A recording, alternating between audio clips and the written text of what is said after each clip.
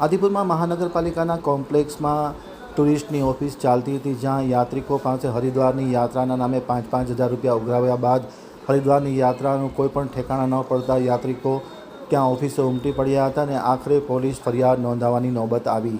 હવે છે ગાંધીધામ આમતક ન્યૂઝ બ્યુરોનો એક વિસ્તૃત અહેવાલ. હરિદ્વાર યાત્રાના નામે શ્રદ્ધાળુઓ સાથે છેતરપિંડીનો બનાવ સપાટી ઉપર આવ્યો છે. માત્ર 5,000 રૂપિયામાં હરિદ્વારની યાત્રાનો લાભ આપી યાત્રિકો પાસેથી રૂપિયા ઉઘરાવવામાં આવ્યા છે. ધર્મ અને આસ્થાના નામે યાત્રાળુઓ પાસેથી વસૂલાત કરવામાં આવી હોવાનો આક્ષેપ કરવામાં આવ્યો છે.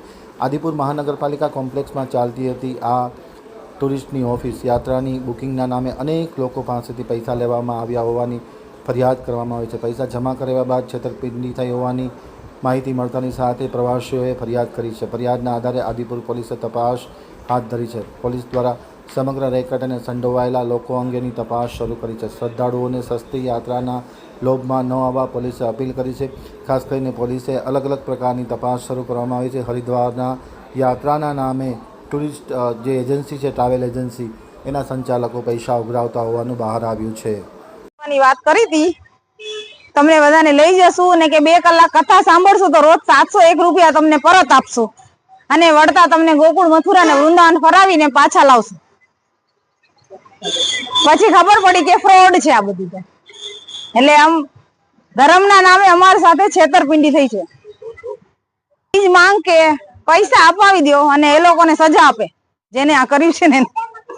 8 જણાએ કરાવી હતી અને અમારી સાથે બીજા 30 જણાએ કરાવી દે. એની અરજી આવી છે કે એ ખબર નથી. અમે જેથી બુકિંગ કરાવી ગયા ને તમારી સાથે, એટલે ટોટલ અમારી સાથે 40 જણાએ બુકિંગ કરાવી હતી તે દિવસે.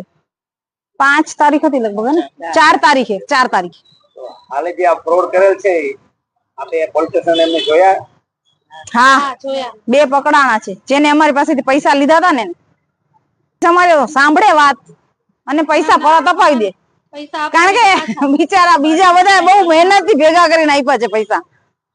5,000 કઈ નાની રકમ નથી, બરાબર? તમારી આસ્થાને કેટલો ધક્કો લાગ્યો? ધક્કો લાગે જ ને. ભગવાનના ઘરે તો પહોંચે નહીં, પોલીસ સ્ટેશને પહોંચી ગયા. શું કહેશો આપ સમાજને, શું મેસેજ આપવા માંગશો આ બધી? પૂરી ક્યાંય બી કોઈ બી સંસ્થા લઈ જતી હોય ને તો પૂરી માહિતી લઈને પછી આગળ વધજો, બરાબર?